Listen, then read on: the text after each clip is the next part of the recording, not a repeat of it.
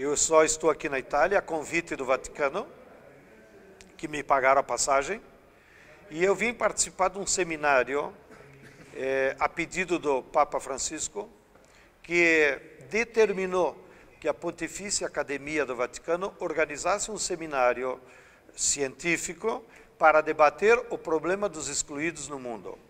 E pela primeira vez, a Pontifícia Acadêmica, em vez de convidar só cientistas, acadêmicos renomados, convidou os movimentos sociais. Então eu vim, e me sinto muito orgulhoso por isso, representando o MST e a Via Campesina, e havia também um movimento social, que é também amigo do Papa, dos cantoneiros da Argentina, dos trabalhadores que trabalham com os produtos recicláveis.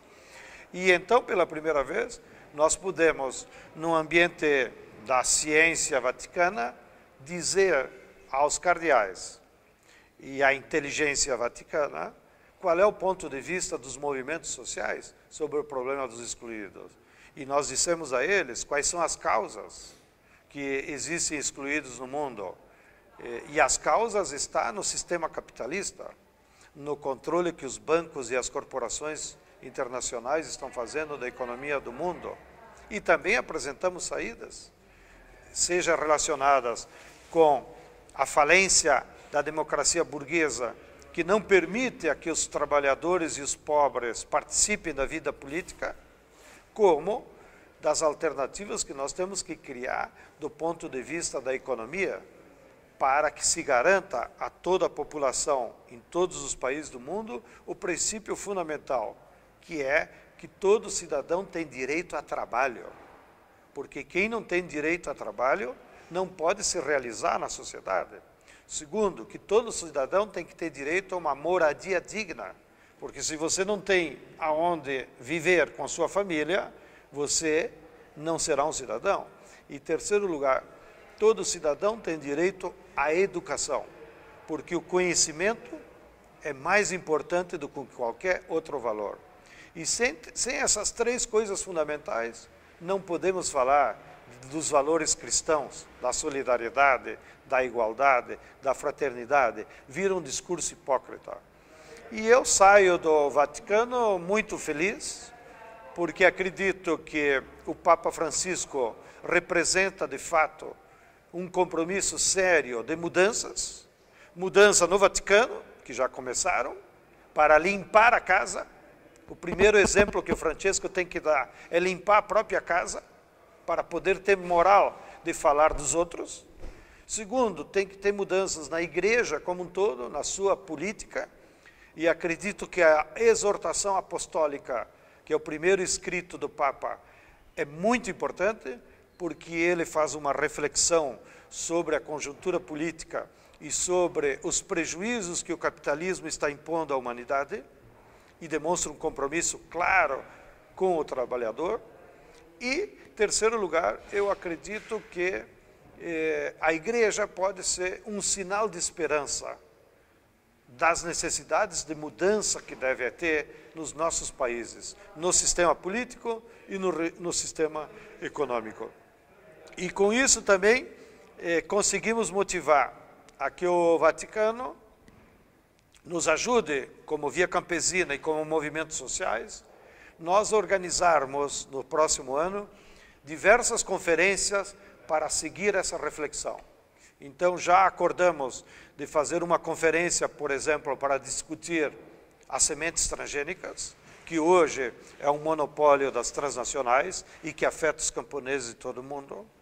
Acordamos também de organizar uma conferência para que os movimentos sociais de todo o mundo dialoguem com a igreja a partir da provocação que o Papa fez na exortação apostólica sobre o mundo do trabalho recém-publicado. E nós esperamos que a partir dessas iniciativas haja, então, daqui para diante, um diálogo maior do Vaticano com os movimentos sociais, da Igreja com os movimentos sociais, para que, inclusive, em nossos países, não seja mais o núncio apostólico, que é um cargo burocrático, diplomático, que faça ingerência na nossa Igreja, mas que as igrejas locais ouçam os povos, e não o núncio apostólico, que é um burocrático a serviço de não sei quem.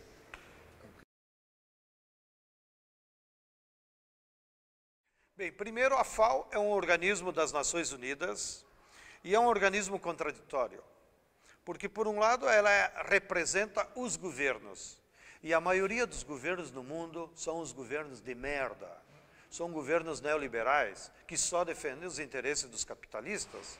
Então, evidentemente, que os embaixadores desses governos na FAO vão representar os interesses das empresas que elegeram esses governos. Mas, por outro lado, nós sabemos que dentro da FAO tem um corpo técnico que tem simpatias com a soberania alimentar, tem simpatias com a luta contra a fome, até porque essa própria política da FAO foi um fracasso. Na década de 60, nós tínhamos 60 milhões de pessoas que passavam fome todos os dias. E veio a Revolução Verde, e vieram os transgênicos, e depois de 20 anos, hoje, 1 bilhão de pessoas passam fome todos os dias. Então, a FAO não conseguiu ter ingerência sobre as políticas dos governos. Se transformou só em um organismo internacional que não manda nada. E pior, o próprio orçamento da FAO é apenas um orçamento para pagar os seus próprios funcionários. Ela não tem ingerência nas políticas internacionais. Porém, eu tenho certeza que a eleição do Graziano representou também uma mudança. E, evidentemente, que o Graziano é um homem sensível, eu tenho certeza disso, porque conheço ele há 30 anos, e ele também representa mudanças para a FAO. A minha dúvida é se ele, no mandato de 4 anos, vai conseguir implementar essas mudanças para que a FAO se transforme em um organismo a serviço do povo, e não mais do capital, como foi nos últimos 20 anos. E sobre o tema da reforma agrária, que diz respeito ao meu movimento MST no Brasil, mas que diz respeito a todos os movimentos camponeses da América Latina, da Ásia, aonde o tema da terra ainda não foi resolvido, nós agora estamos num período histórico em que a reforma agrária foi bloqueada. A reforma agrária está parada em todo o mundo. Não há nenhuma política de reforma agrária em nenhum país.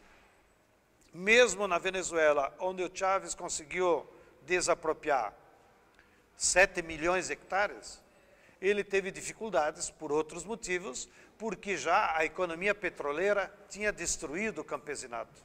Então, na Venezuela tem uma situação também kafkiana, porque de um lado o governo quer fazer reforma agrária, mas por outro lado já não há mais camponeses. Então, se cria uma situação muito difícil para implementar a soberania alimentar. Mas o bloqueio principal que está havendo na reforma agrária e que não permite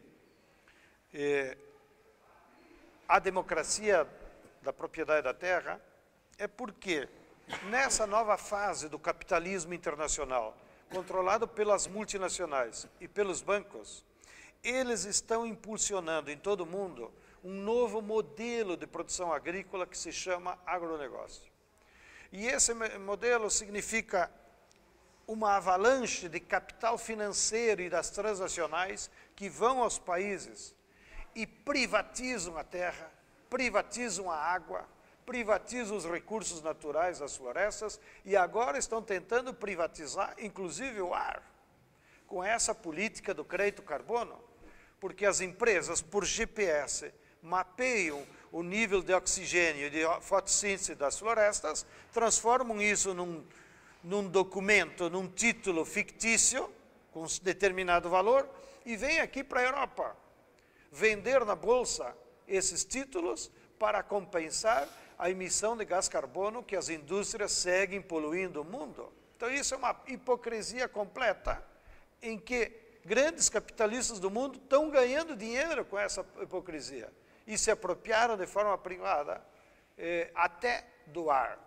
Bem, e as outras características do modelo é que esse modelo impôs o monocultivo da produção, um uso intensivo de máquinas e venenos agrícolas e a expulsão dos camponeses.